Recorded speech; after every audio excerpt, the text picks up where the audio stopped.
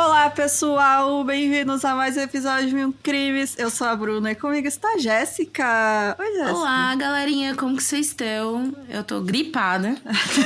Hoje está gripada, então aguenta aí a vozinha de gripadinha, de doença. Exatamente. Gente, ainda bem que não transmite via podcast, né, verdade, gente? olha aí. Eu tenho 2 recados hoje. 3, na verdade, né?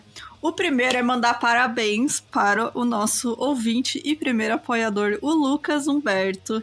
E para agora, grandessíssima esposa dele, a Angélica. Gente, eles se casaram. Aê! A gente queria mandar muito parabéns, porque eles estão sempre aqui com a gente. Sempre comentando também. O Lucas acompanha a gente desde o início, né? Então... E era aniversário dele esses dias atrás. Agora, eu acho que foi anteontem. Que eu andei stalkeando ali.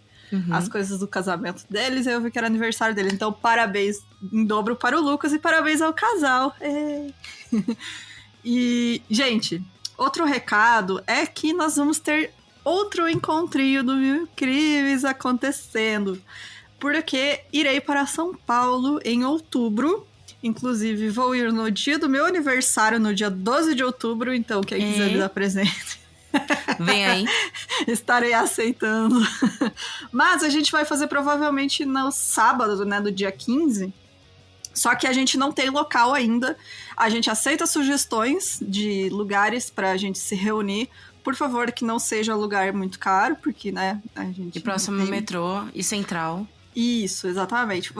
Tu que é de São Paulo aí, tu que dá esses recados aí, Jéssica, porque eu não sei. Assim, assim, pra saber... Vocês têm problema com boteco de questões duvidosas? Eu adoro um botecão, gente. Porque eu sempre peço um botecão. Agora, se vocês quiserem em lugares que, sei lá, servem Negroni, talvez não. Mas é isso, sabe? Pela gente, mesinha na rua ali, todo mundo vai emendando as mesas, chama o baldinho de ceva e é isso. Nós estamos felizes. Feliz pra caralho, né? Que foi a gente fez da outra vez. Exatamente. Foi muito bom. Então, assim, avisem a gente se vocês querem um outro lugar. Eu acho até que a gente pode fazer algum encontro, tipo, num lugar aberto e depois ir pro barzinho também, dá pra rolar. E aí, então, a gente aceita sugestões. Manda pra gente no Insta, manda por e-mail aí. Pode marcar a gente também em algum lugar que você acha legal. E aí a gente vai ver as opções e avisamos vocês. Mas vai acontecer sim, tá, gente? Com certeza, porque eu já comprei minha passagem. E por que eu vou pra São Paulo agora? É porque eu tenho o outro recado que eu vou dar agora. Então, eu não ia falar agora, né? Mas já que a gente vai falar que eu vou viajar, eu vou pra São Paulo agora porque em breve eu estarei saindo do Brasil. Estarei de mudança. E aí fica um recadinho para os nossos queridos ouvintes de Portugal. Eu vou ir morar em Portugal aqui alguns meses. Eu não sei o certo ainda, porque a gente está no processo de fazer toda a documentação, né, do visto. Mas a gente vai ir para Braga.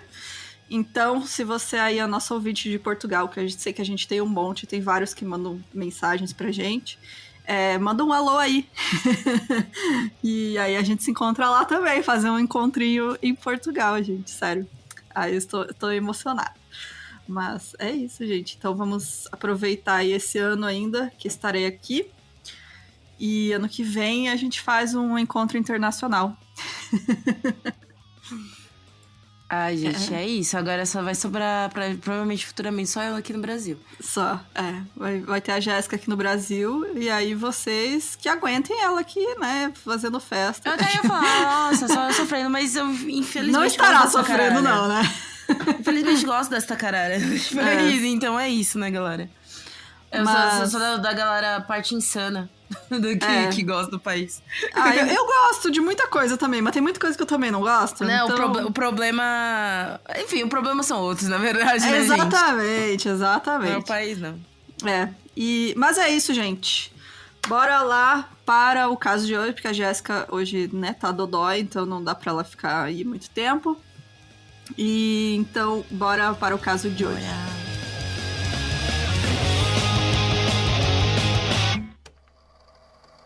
A Elizabeth Hartley, ou Hartley, dependendo da fonte, não se sabe muito bem, assim, o nome de nascença dela, porque é um caso muito antigo, como você sabe, eu adoro casos antigos. Ela Sim. nasceu em 1720, na Inglaterra. Algumas fontes dizem que ela nasceu em Greenwich, que é uma cidade, assim, ao sul de Londres. Outras não dizem onde ela nasceu, então vamos assumir que ela nasceu em Greenwich. E a família dela era muito simples, né? Os pais dela eram trabalhadores, mas eles não chegavam a passar necessidade. Era, assim, classe média baixa, né? A própria Elizabeth, ela trabalhou como empregada em casas de famílias mais ricas, o que era super normal para a época, né? E aí, algumas fontes dizem que a Elizabeth casou ainda adolescente, com 15 e 16 anos, e outras afirmam que ela se casou apenas aos 25 anos. De qualquer maneira, ela se casou com o James Brownrigg, que era um aprendiz de encanador, e ele trabalhava como pintor de casas. Eu, fazendo a pesquisa para esse episódio, eu encontrei um podcast que eu achei muito legal, que chama Dig, a History Podcast, DIG, né, de escavar, que é feito por mulheres historiadoras. E aí eu achei muito bacana e vou usar elas de fonte, porque, né, confio em historiadoras. E elas dizem que ela se casou aos 25 anos e que nessa época estava em Londres, né, na Inglaterra, na verdade, né, era mais normal as pessoas demorarem um pouco mais para se casar devido a questões financeiras, né? Então, tipo, não foi tão anormal assim, né? Que todo mundo fala, casavam cedo. Não, nessa época podia acontecer da pessoa casar depois dos 25, era bem comum. E aí, durante os anos em que eles estiveram casados, a Elizabeth, ela deu à luz 16 crianças. Meu Deus. Só que apenas 3 sobreviveram à primeira infância. Tipo, passaram ali dos primeiros anos de vida. Apesar de muito dessa questão, né? De, tipo, o que é saúde, o que é pós-maternidade, né?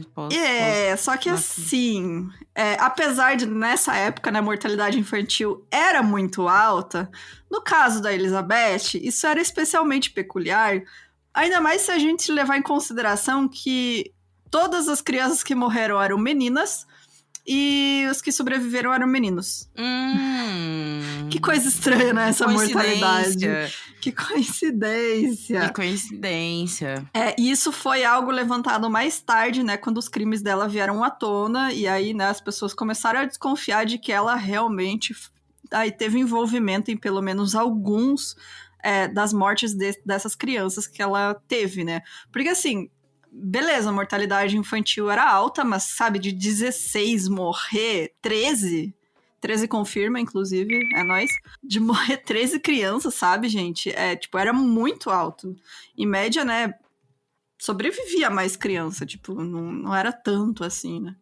Então é muito estranho mesmo, mas não tem nada confirmado, assim. É só suspeita mesmo devido ao comportamento dela mais tarde.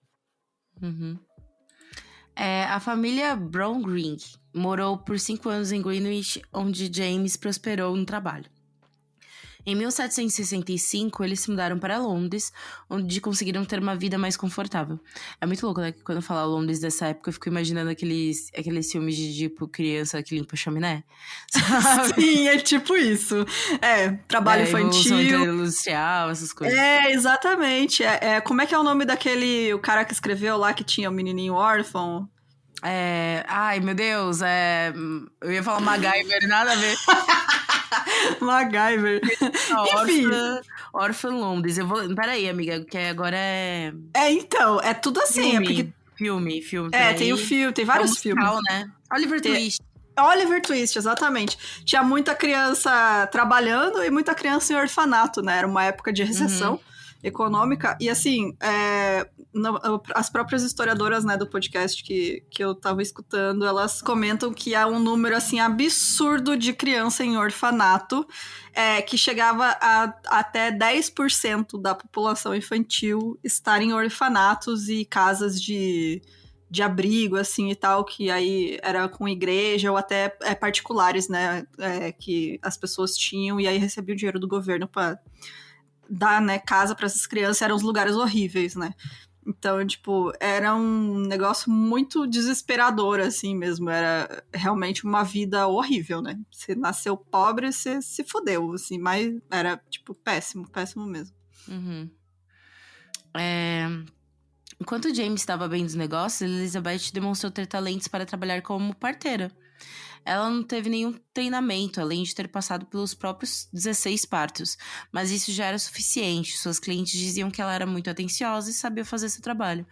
E aquele lance de que, tipo, até hoje, né, existe Gente, eu tô lesadinha hoje. Como é mesmo? Doulas. Que óbvio que são parteiras, mas hoje em dia com muito estudo e tudo mais. E treinamento, tudo. E treinamento, né? Mas na época, as parteiras é mais, tipo... É uma coisa que você vai aprendendo com a vida, né? Exatamente. Então é isso. E também o acesso à saúde é completamente bizarro na época. Até porque muitas vezes eu lembro que um tempo atrás eu tava lendo um livro que tipo, a questão é que, tipo, era dificilmente médicos iam cuidar de grávidas porque não achavam que era uma questão de saúde, sabe? Sim, é exatamente. Natural, então não é saúde.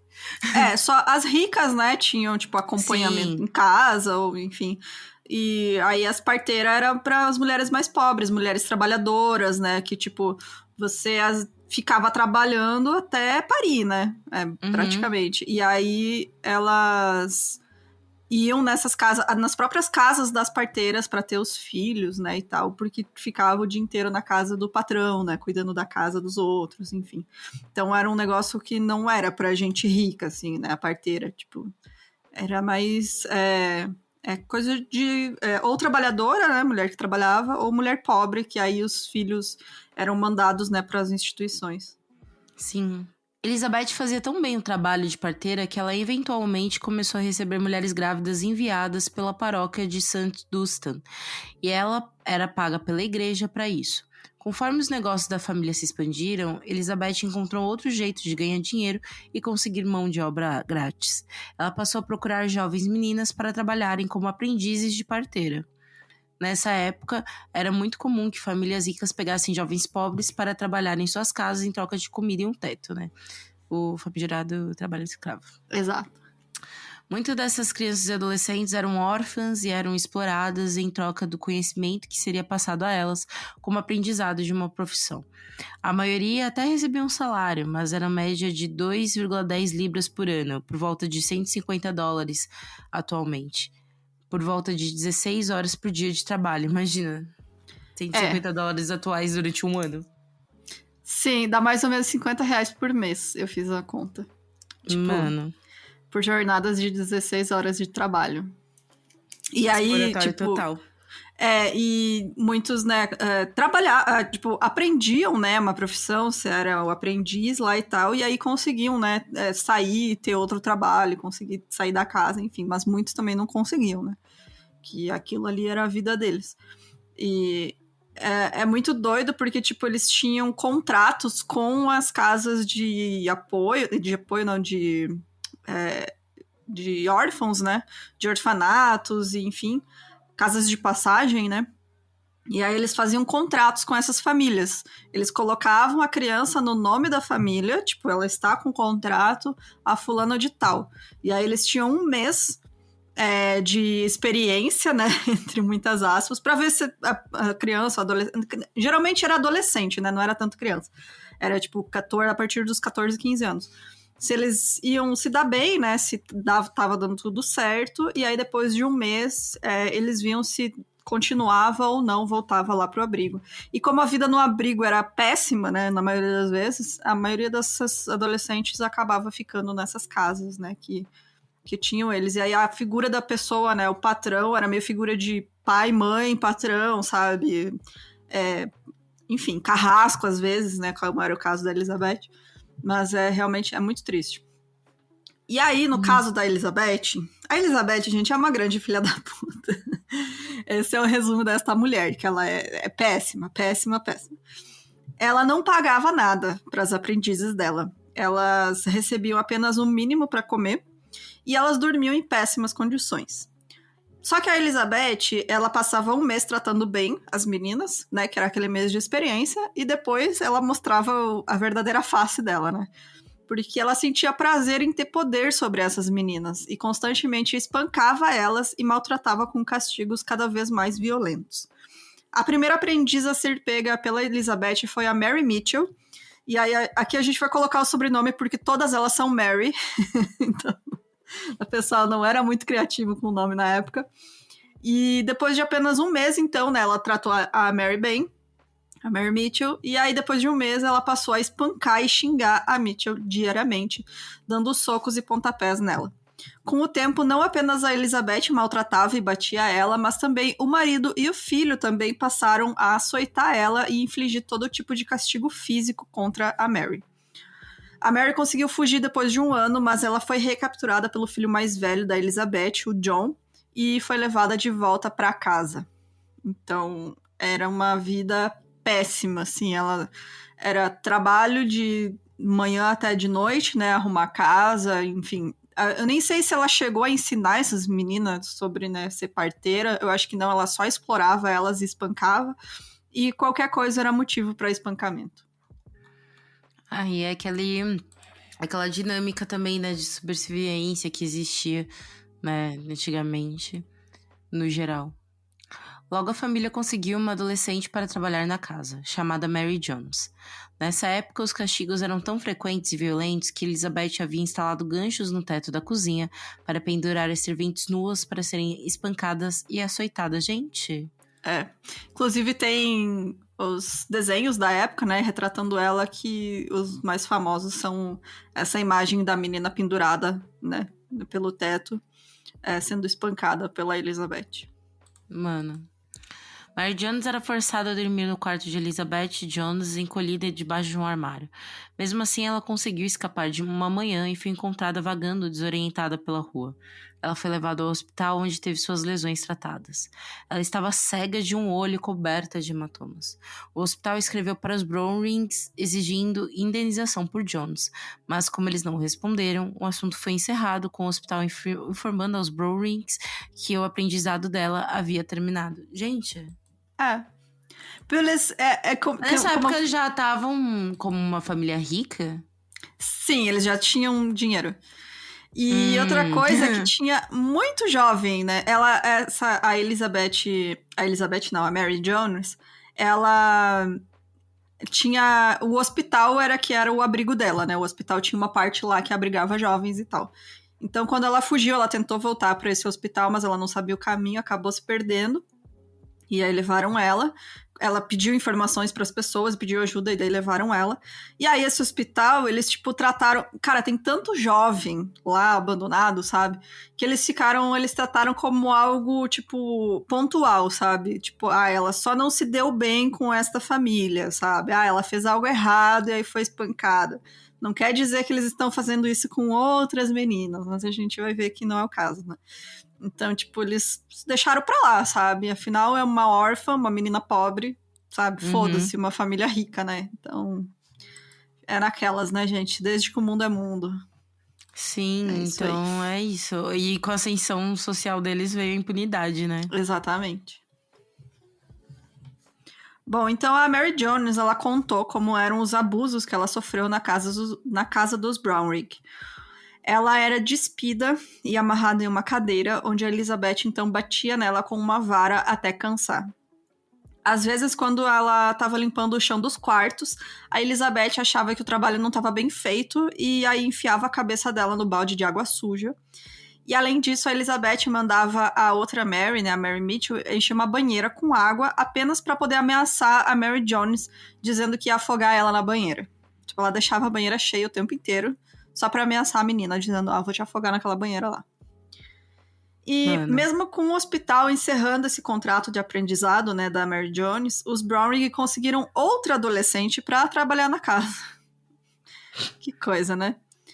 Outra Mary, aí dessa vez a Mary Clifford, que tinha apenas 14 anos quando ela começou a trabalhar como aprendiz na casa da família. A Mary Clifford, assim como muitas outras crianças da época, tinha perdido a mãe muito cedo, que morreu, e o pai dela não tinha, ele era sapateiro, ele não tinha condições de cuidar dela e dos irmãos, que aí foram mandados para a instituição de caridade que cuidava de crianças. Clifford recebeu roupas infestadas de piolhos para vestir, pendurada nua em um gancho no teto, espancada até a consciência com uma barra de ferro. Por qualquer motivo, ela seria amarrada nua e espancada com uma bengala, um chicote, um cabo de vassoura ou qualquer outra coisa que viesse à mão. Ela tinha de dormir no porão frio e úmido em cima de sacos, e se alimentava apenas de pão e água. Mais tarde, ela foi confinada no quintal, uma corrente em volta do pescoço prendendo-a à porta, com as mãos amarradas atrás dela. Se Browerig tivesse que sair no final de semana, eles deixavam as jovens amarradas no porão até voltarem. É aquele lance, né? Que mesmo que elas conseguissem sair, né? Ia adiantar no final dos contos de nada, infelizmente. A madrasta de Mary Clifford ainda tinha contato com ela. E às vezes pedia notícias das meninas. Da menina, né, no caso. Em uma ocasião, Elizabeth instruiu Clifford como responder à madrasta em uma visita sob o risco da punição mais severa. Ela disse qual resposta dar e qual comportamento deveria ter. Durante a visita, a madrasta perguntou a ela como ela estava e ela disse que estava bem. A madrasta perguntou se havia acostumado já com o local e com o trabalho, ela respondeu que sim. Perguntou se gostava do senhor e da senhora e ela respondeu que sim.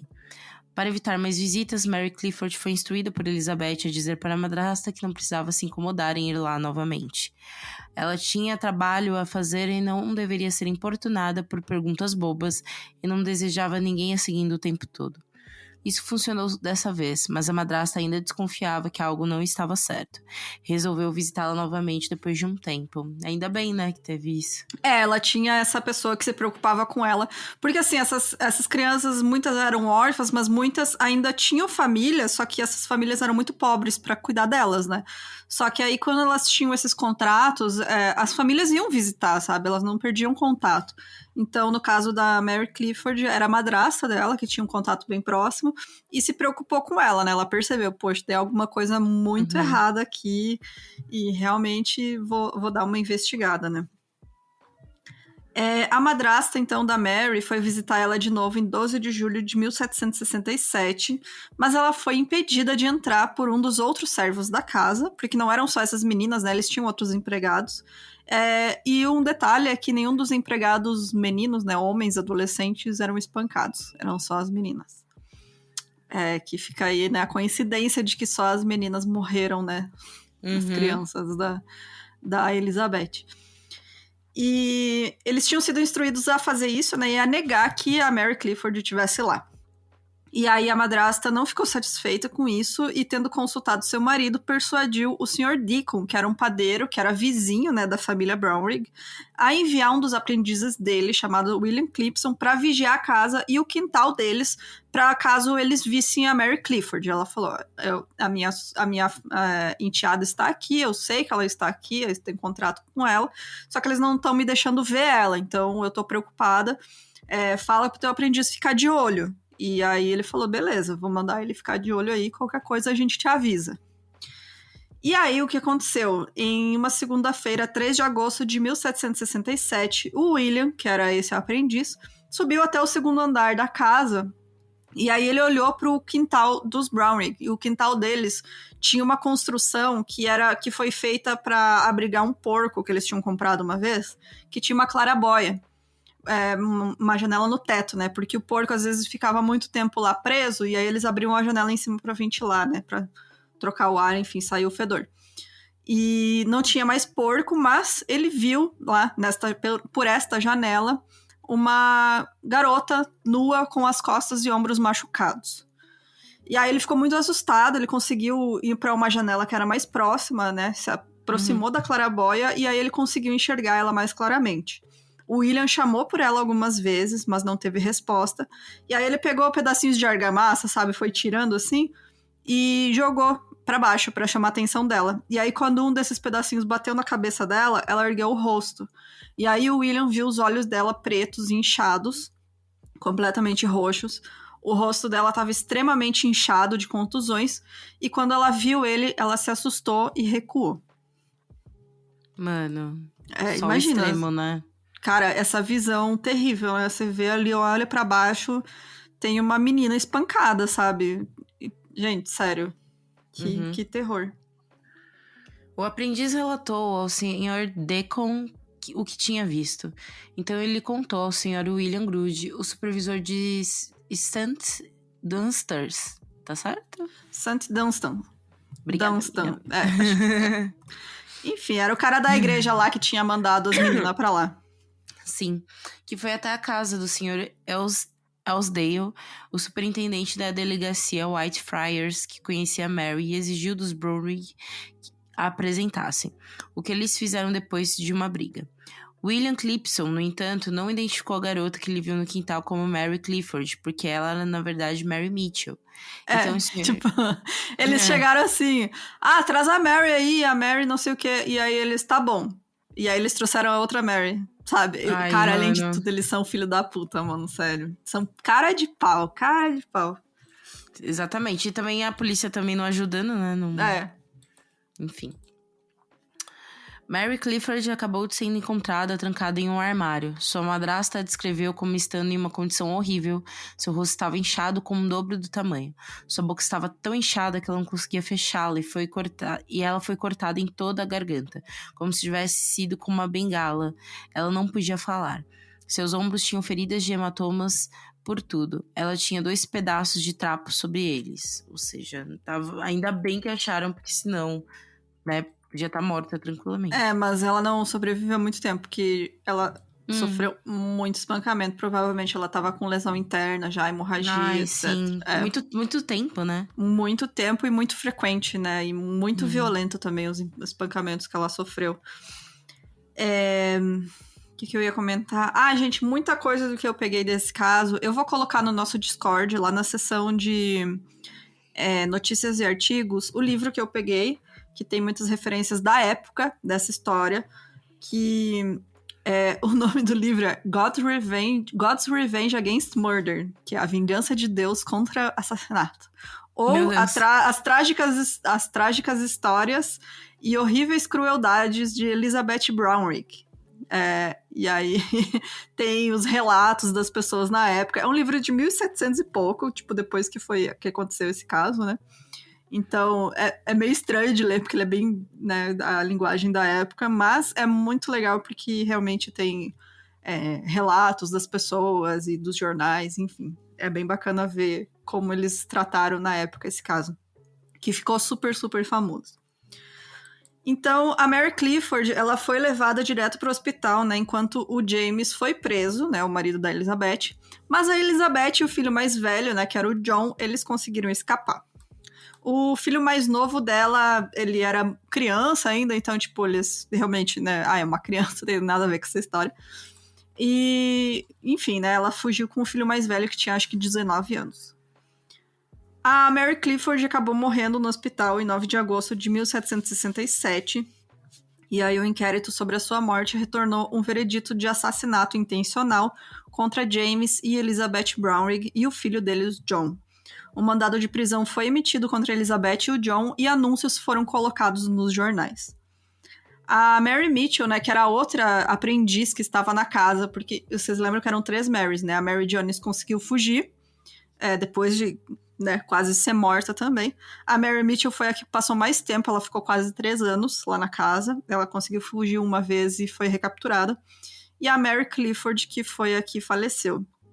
A Mary Mitchell, então, foi questionada e deu depoimento, e ela contou que a sua senhora muitas vezes as amarrava ambas em pé, nuas, com os braços cruzados, a um gancho de ferro que foi fixado a uma viga no porão para esse propósito, e açoitava elas de maneira mais cruel e bárbara para as ofensas mais triviais.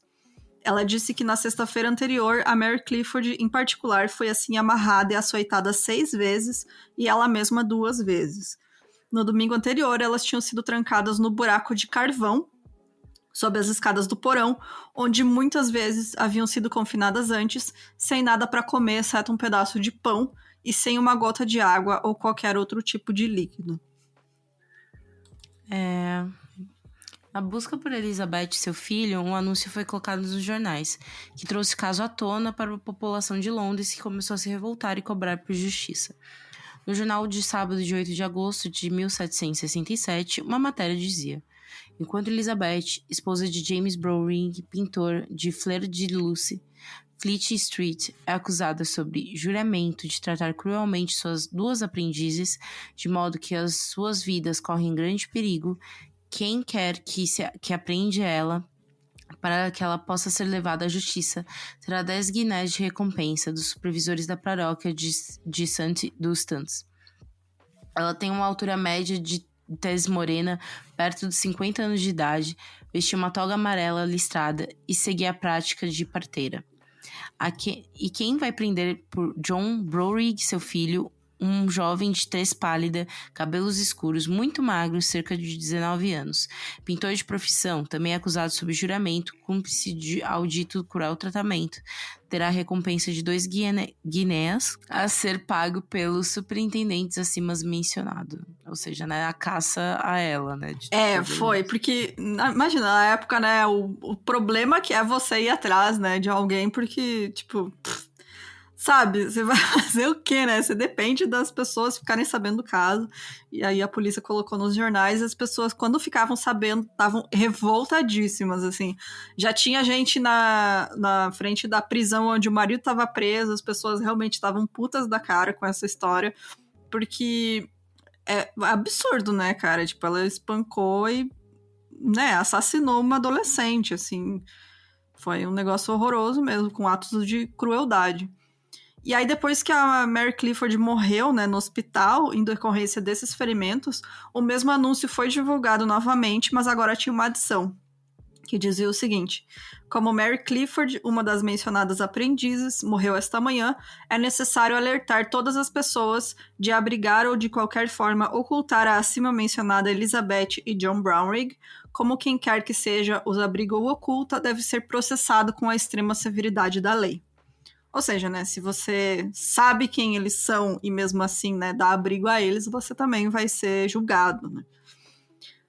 E aonde estava a Elizabeth e o John? Depois de comprar roupas novas, ela e o filho alugaram um quarto em um estabelecimento comercial e eles se passaram por marido e mulher para se esconder.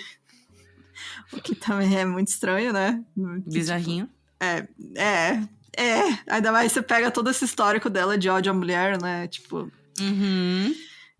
Eu não duvido que possa ter mais coisa aí nessa história, né? Mas enfim, eles tinham, né, uma cama só pra dividir, enfim. Eles... Crying. O Sr. Dunbar, que era o comerciante, né, que alugou esse quarto pra eles, ele ficou desconfiado, porque ele lia jornal, e aí ele leu o jornal e ele falou... essa descrição aqui se encaixa com meus novos inquilinos. E aí ele foi conversar com a esposa dele e ela falou, não, vai atrás, ó, tem uma recompensa boa também, né, se for eles. Se não for, que mal pode ser, né? E se for, a gente ainda ganha um dinheirinho. Sim. E aí ele resolveu procurar a polícia, né, informar sobre o casal que estava na propriedade dele. E aí, para confirmar que se tratava mesmo da Elizabeth e do John, o vizinho deles, o Sr. Deacon, que era o padeiro, né, que mandou o aprendiz dele ficar de olho lá na casa, acompanhou de volta o Sr. Dunbar para fazer esse reconhecimento dos suspeitos. Junto com o policial, né, claro. Uhum. Ao verem o vizinho que os reconheceu, Elizabeth e seu filho logo aceitaram que haviam sido pegos. O policial que os acompanhava os revistou e levou sob custódia. Enquanto aguardava o julgamento, Elizabeth sofreu com ataques de convulsões e se recusava a comer, preocupando as autoridades de que ela talvez morresse antes mesmo de seu julgamento. Ela foi forçada a comer e mantida sob vigilância constante. John foi levado até a casa do prefeito, onde deu seu depoimento. Ele parecia arrependido e consumido pela culpa do que ajudou a fazer. Contou também que havia maltratado Mary Clifford, e uma vez, quando sua mãe ficou cansada de tanto chicoteá-la, pegou o chicote e lhe acertou mais de 20 vezes. Na manhã seguinte, em outro depoimento, ele foi confrontado com os espancamentos de Mary Mitchell, que também o acusou. Ele também foi acusado de espancar Mary Clifford com uma fivela de cinto após ela não ter carregado uma cama que ela nem tinha forças para carregar. Era tipo uns castigos absurdos, assim, sabe? Uhum. Teve uma outra vez que... Porque assim, elas passavam fome. Elas estavam muito mal. Elas ganhavam, tipo, né? Elas ganhavam um pedaço de pão para comer por dia, sabe? E aí, no livro ali que eu comentei, eles falam que teve a Mary Clifford uma vez tentou arrombar um armário que estava fechado para tentar achar comida e o armário estava vazio. E aí ela foi espancada por conta disso. Outra vez, ele, tipo, deixou umas nozes, um negócio assim, cair no chão e deixou pra trás, sabe? Só pra pegar ela, assim, de uma armadilha pra ela, porque daí ela comeu aquilo e aí foi castigada por ter comido aquilo. Então eram uns negócios, tipo, muito absurdos. Que nem isso é uma cama, gente. Uma cama gigante de madeira. E eles mandando a menina carregar aquilo que, sabe, você precisa de um monte de gente adulta lá, saudável pra carregar. E você bota a menina subnutrida pra carregar o negócio, sabe? Não tem condições. Sim, mas é tortura, não é nem com a intenção, sabe? Exato, é tipo controle, saber, né? É controle, saber que isso vai gerar uma punição, né? Enfim. Exatamente. Então, assim, a vida dessas meninas era péssima, né? Ela era torturada diariamente. E apesar disso, os outros empregados da casa e a Mary Mitchell testemunharam que o John não tinha participado dos espancamentos diretos, né, que levaram a Mary Clifford à morte. E assim, ele não foi acusado diretamente do assassinato dela. Eles falaram assim, às vezes ele participou, mas esses espancamentos constantes da última semana que ela tomou ali, que levou ela à morte, não foi ele. Mas, tipo, foda-se, né, gente? Ele contribuiu, não quer dizer, né, gente? Pelo amor de Deus. E aí o julgamento começou no dia 7 de setembro e o caso levou 11 horas para ser apresentado, com a Mary Mitchell como principal testemunha da promotoria. E aí ela contou, né, que viu James bater na Mary uma vez com uma escova de madeira e o filho John a espancando algumas vezes, que a gente comentou ali nos depoimentos que ela deu pra polícia, né. Mas, sem dúvidas, era a Elizabeth a que mais espancava suas aprendizes. Era um negócio, assim, que ela sentia prazer. Ela gostava, sabe? O que é muito doido, porque, tipo, os depoimentos das mulheres que pariam lá com ela, né, elas diziam, não, ela é atenciosa, ela faz o trabalho dela, sabe? E é muito doido isso. Enquanto isso, ela tá espancando adolescente, sabe? É surreal, sabe? É surreal mesmo. É porque quem vê cara não vê abuso que a pessoa faz, sabe? Exato. É isso. O testemunho também foi ouvido do aprendiz James Browring, George Behan, que confirmou muito do que Mary Mitchell havia dito. Ele também disse ao tribunal que visitou James Browring na prisão e que James lhe disse para retirar o gancho da viga da cozinha e queimar todos os gravetos que haviam na casa. Ele testemunhou que Elizabeth havia dito a ele e Mary Mitchell que se a madrasta de Mary Clifford visitasse a casa pedindo por Mary, ela não devia ser admitida, pois Elizabeth havia dito a eles que a mãe da menina era uma mulher má e poderia ensinar coisas ruins para sua filha. As evidências foram ouvidas dos supervisores e do médico do hospital para onde Mary Clifford foi levada após sua remoção da casa dos Browring.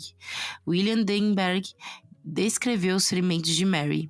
O topo da cabeça e ombros e costas pareciam muito sangrentos. Abaixei o lençol e encontrei na sola dos pés até o alto da cabeça quase uma ferida contínua. Cicatrizes que pareciam ter sido cortadas com um instrumento no corpo, nas pernas e nas coxas. Em um lado do quadril havia um ferimento muito grande, que se estendia por cerca de metade da palma da minha mão. Ou seja, gigantes, né, as feridas do garoto. E hematomas, tipo, curados, e aí em cima desses, mais hematomas, sabe, tipo, que foram refeitos. Então, assim, deu pra ver que fazia muito tempo que ela tava sendo espancada, sabe? Porque dava tempo de curar as feridas e aí ter novas feridas. Então, tipo, realmente a menina sofreu horrores, né? Me lembrou muito o caso da Sylvia Likens, né? Isso que eu ia citar agora. Que parece muito, assim, o caso da Sylvia Likens por conta dessa tortura contínua, né? Exato. E 200 anos antes, né, gente? Que é absurdo. Exatamente, que é absurdo. 200 anos depois acontece a mesma coisa e você pega... Tem até casos recentes também que ainda acontece, né?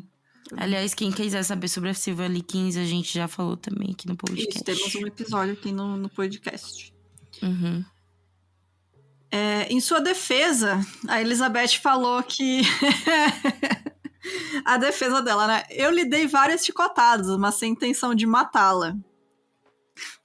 A queda de uma panela com o cabo contra o pescoço fez com que seu rosto e pescoço inchassem. Fiz cataplasma em seu pescoço 3 vezes, lavei o local e coloquei 3 gessos em seus ombros. Gente... Aí o cirurgião, né, o Sr. Young, ele atendeu a Mary, ele contestou que aquela lesão no pescoço dela não poderia ter sido causada por um cabo de panela, era obviamente estrangulamento, porque os relatos da Mary Clifford, da Mary Mitchell, na verdade, né, que é a sobrevivente, ela fala, às vezes eles, tipo, ficavam estrangulando a menina até quase matar ela e voltar, sabe? Fazer ela voltar à consciência e estrangular de novo. Então, tipo, era um negócio realmente de tortura. E aí os Brown também trouxeram várias testemunhas de caráter, né? Aquelas que falam, não, eu conheço eles, são gente boa. Só que, né, gente, você espancou uma adolescente até a morte, isso não vai dar muito certo, né? O júri não acreditou nessas pessoas. Falaram, por fora pode ser, né? Mas dentro da casa a gente tá vendo que a história é outra. E aí, no final do julgamento, o James e o John, eles foram absolvidos do assassinato da Mary Clifford, mas foram condenados a ser detidos sob a acusação de agredir e abusar da Mary Mitchell, pelo qual eles foram posteriormente condenados a 6 meses de prisão e multados em 1 shilling cada. Gente. Justiça. Não, e aí pra mim essa justiça, né, que se teve, né, não foi nem da época ou coisa do tipo, pra mim é muito sobre a grana, né, que eles tinham. Ah, com certeza, é do dinheiro, porque tipo, não, mas são homens de bem, trabalhadores, né? Se fossem trabalhadores iam também, tipo, sabe, se fosse a classe operária ali. Iam se fuder, né? Uhum. Elizabeth foi considerada culpada e na sexta dia 11 de setembro o juiz lhe disse: é meu dever pronunciar a sentença de acordo com a lei, que você deve ser levada daqui para a prisão de onde veio, que você seja removida na próxima segunda-feira, 14 de setembro, nesse instante, para o habitual de execução. E lá seja enforcada pelo pescoço até a morte. Seu corpo depois para ser dissecado e anatomizado de acordo com o estatuto. E Deus tenha misericórdia de sua alma. Acontecia também nessa época como os primeiros estudos bizarros, né? Que a gente fala sobre questão de criminologia. São estudos assim, que não valem a pena, assim, a galera se aprofundar. Porque, velho, basicamente muito racista e classista. É frenologia que chama. A frenologia. Isso. Né? E também anatomia, né? Que tava em alta na época, que, tipo, estudar corpo humano, etc. Inclusive, a gente tem um mini que é sobre os caras que roubavam cemitério, né? Pra vender os corpos pra medicina e depois acabaram assassinando as pessoas. Eu tô tentando lembrar aqui qual que é. Também tem um nos Estados Unidos, que é assim, esqueci, aquele que tinha um hotel. Sim. Mulher, esqueci o nome dele. A gente fez também dele. A gente fez também dele. Fez. Peraí, gente. Eu tô descendo aqui o nosso feed pra ver se eu encontro.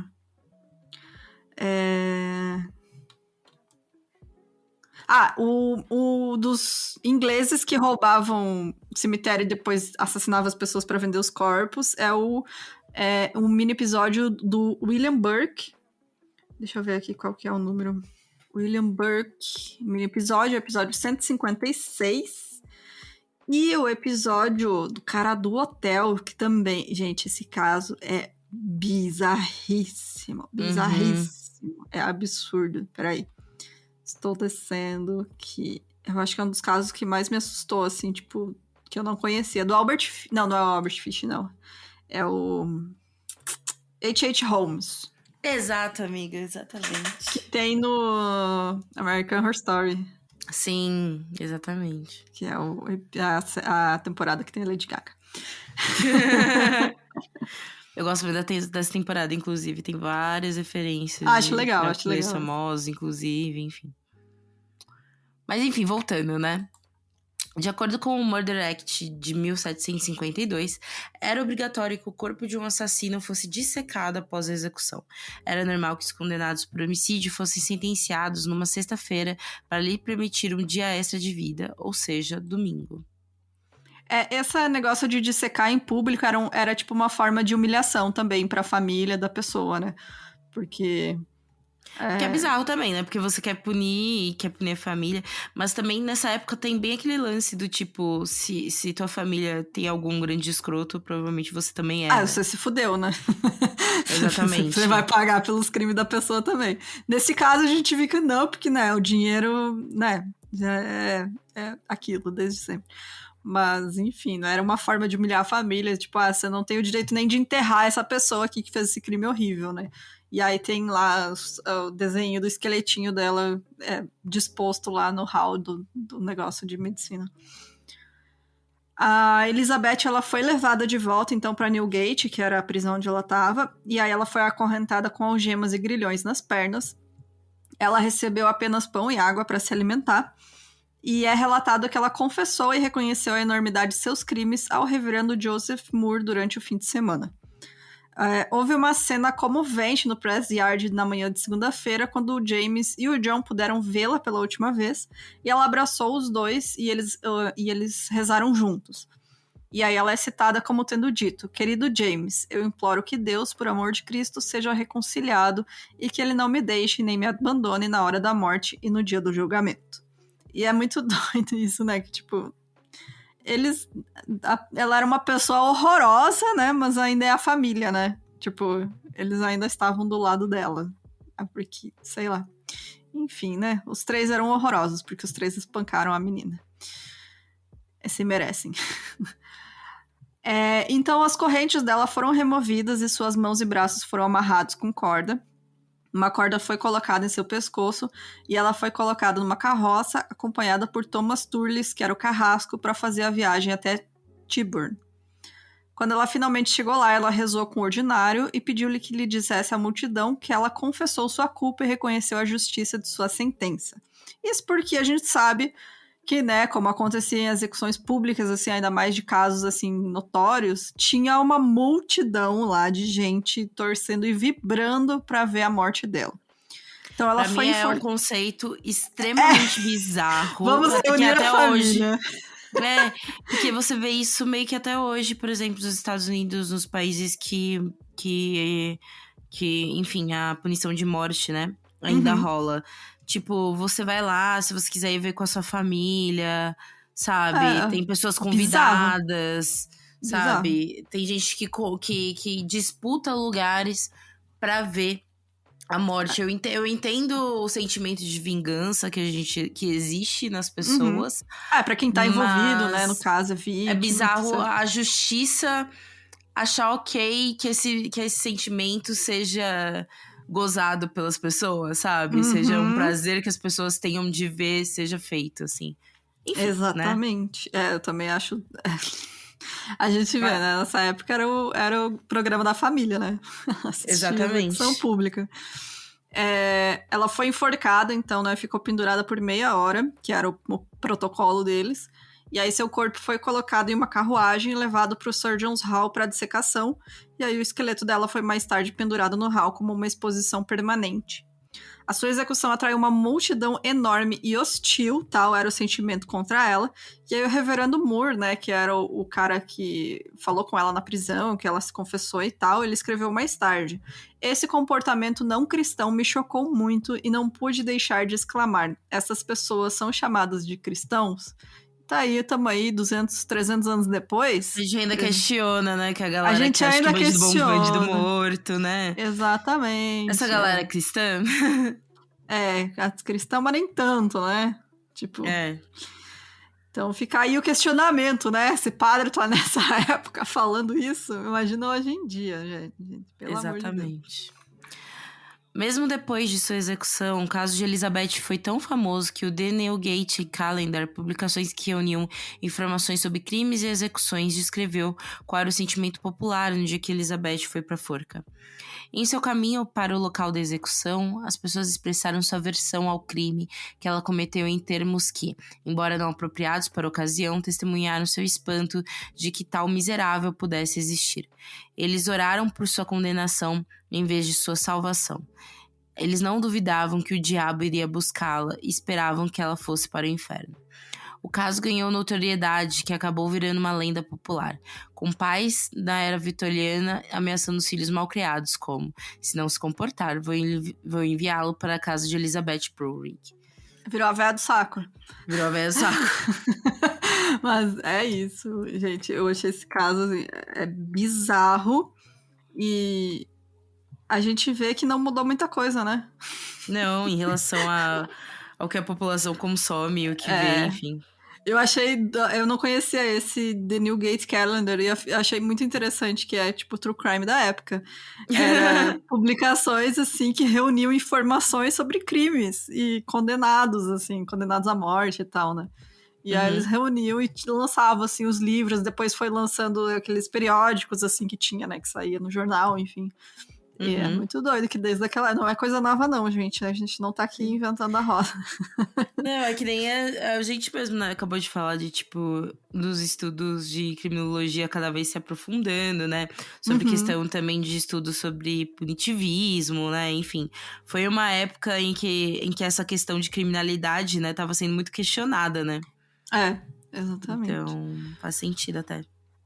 Mas é isso, gente. Se você tiver qualquer comentário, deixa aí nos comentários desta publicação, que aí a gente lê no próximo episódio. E agora a gente vai para os comentários dos últimos 2 episódios principais, porque a gente não fez na semana passada que tinha convidado, né? Eu não gosto de fazer quando tem convidado. Acho estranho. É outra vibe, né? Mas vamos lá para os comentários dos outros episódios passados.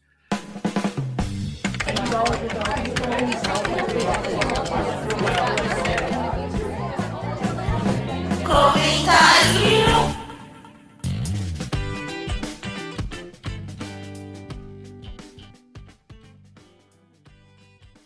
Primeiro sobre o episódio passado, né? A gente agradece novamente a Caia, a contribuição dela. Foi Obrigado, muito importante. Caia. Maravilhoso. Só queria comentar, entendeu?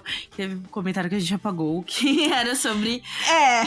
Que é, de novo, pela milésima vez, que a gente, a partir do momento que a gente fala sobre crimes são políticos.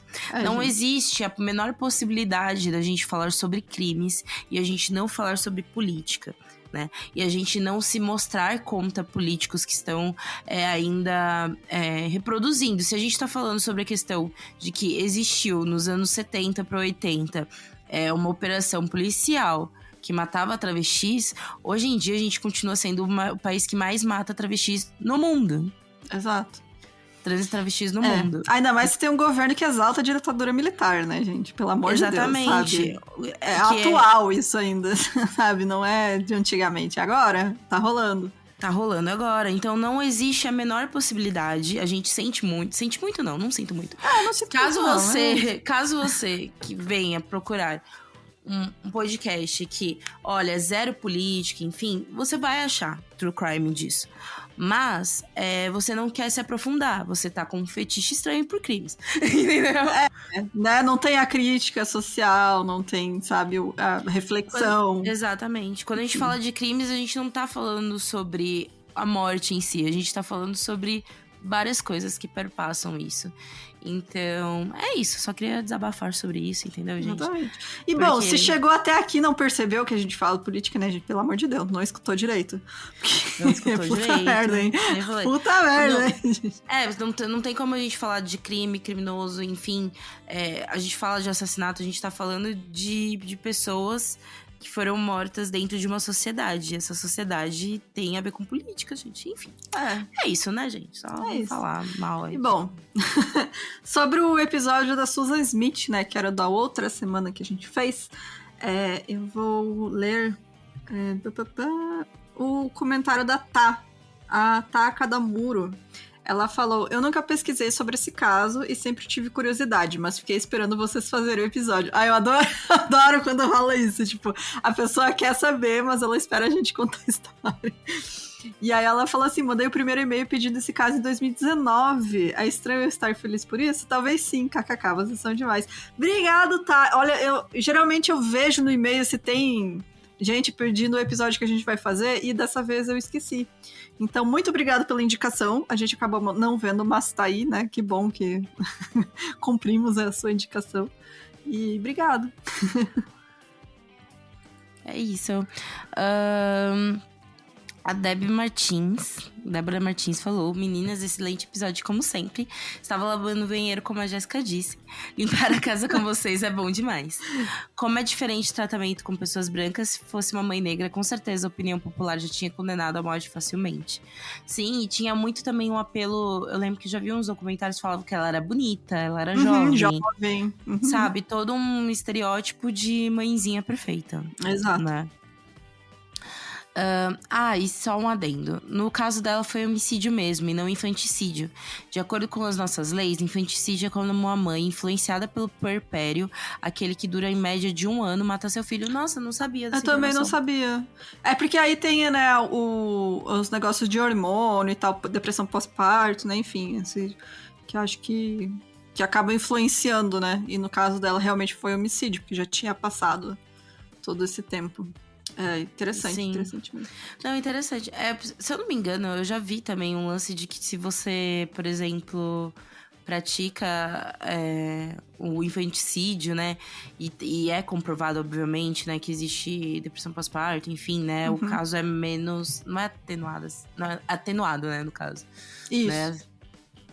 Enfim, acontece isso. Né? Porque aí realmente a pessoa não tem problema controle sobre as psicológico, suas ações, né?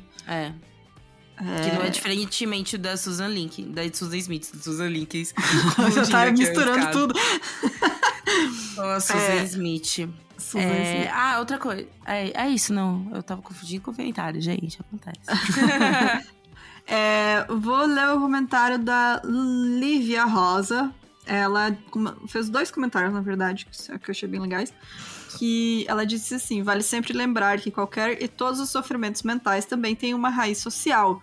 Não é apenas um problema químico do cérebro da pessoa. Se a pessoa não tem dinheiro para se alimentar de forma equilibrada e balanceada, não tem trabalho estável e nem tem lazer, a terapia apenas não vai funcionar. Capitalismo e liberalismo adoece. E é o que a gente está vendo muito atualmente. Que é, né, uma população doente, física e mentalmente, porque está, né, esgotada. E aí, realmente, índices de depressão nas alturas, né, gente? Não é só desbalanceamento químico aí na questão. Sim. E aí, ela comentou também, ainda sobre problemas entre progenitores e filhos, pais e mães narcisistas entendem os filhos como parte de si. Assim, se o filho tem uma atitude ou pensamento diferente desses progenitores, esses últimos se sentem diretamente atacados, porque é inconcebível para essas pessoas que os filhos são independentes. E é muito isso, né? Tipo, ela realmente... Ela sabia que ela queria acabar com a vida dela, mas ela, narcisista, né? Tipo, tinha que acabar com a vida dos filhos também, né? Porque, tipo, é inconcebível na cabeça dela que eles são pessoas independentes, né? É bem doido isso. Sim. Que mais? Deixa eu ver aqui, peraí. Sim. Só um comentário de ouvinte novo, que é a Adriana Coralina, falando que descobriu o podcast essa semana, tá viciada já, e vocês são maravilhosas. Muito obrigada! Obrigada, meu anjo! Adoro! A gente adora ouvinte novo. Ai, deixa eu mandar um beijo, porque eu recebi uma mensagem hoje que me deixou muito feliz no meu Insta, que é pra gente encerrar, da Maria Isabel. A Maria Isabel me mandou mensagem, mandou um áudio. Ela falou, porque ela disse que tava ouvindo outro podcast, porque ela já zerou a gente, daí tá esperando episódio novo. Episódio novo agora. E aí ela disse que escutou o nosso anúncio rodando durante o outro podcast. E aí ela mandou mensagem dizendo que tava orgulhosa da gente. Sério, gente, aquece o coração, sério. Ai, que lindo! Muito fofa, mano. Ela mandou, tô muito orgulhosa de vocês. Eu me sinto muito próxima, porque eu acompanho desde sempre, desde que era tudo mato. Então, sério, muito obrigada.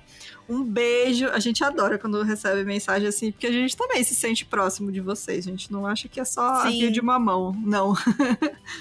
A gente repara também quem comenta sempre, ou não. Quem tá sempre aí de olho, comentando, etc. Exatamente, a gente já sabe bem, já saca as carinhas da galera. Só não muda o avatar, porque daí eu acho que é outra pessoa. Gente, ou muda o nick. A galera tem um lance de mudar o nick. Mudar o nick e a foto, pra mim é uma pessoa nova. Exatamente. A minha memória é de peixe, gente, sério. Mas, gente, muito, muito obrigada. Então, é isso. Se você tiver no episódio que tiver agora. Isso. Se você tiver indicação de caso, manda pra gente no e-mail, milcrimes@gmail.com. Manda aí as suas indicações de lugar pra gente fazer um encontrinho também em São Paulo. Vocês topam em boteco de litrão barato duvidoso. Exatamente. O que importa é como é que é? As companhias, né, gente? O que importa é que a gente vai estar lá. Então... manda sugestão de rolê pra gente fazer também em São Paulo. Vamos estar aí, eu vou estar aí um tempão. E apoia a gente. A gente ainda precisa do seu apoio. Aí no site milcrimes.com.br tem os modos de você apoiar. Acima de R$15 mensais, você acompanha as gravações ao vivo do episódio principal na segunda-feira à noite. Então, é isso, gente. Beijos. Até semana que vem. Tchau. Beijo.